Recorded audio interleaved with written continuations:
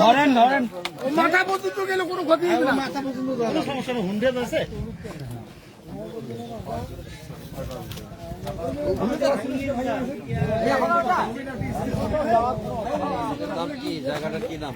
নাওতরা নাওতরা নদী, নাওতরা নটাবাড়ি, এটা ডিমলা, এদিকে ডিমলে ওইদিকে নাওতরা, মাঝখানে নদী।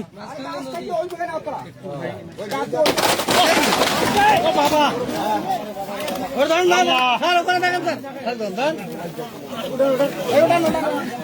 জুতো খাট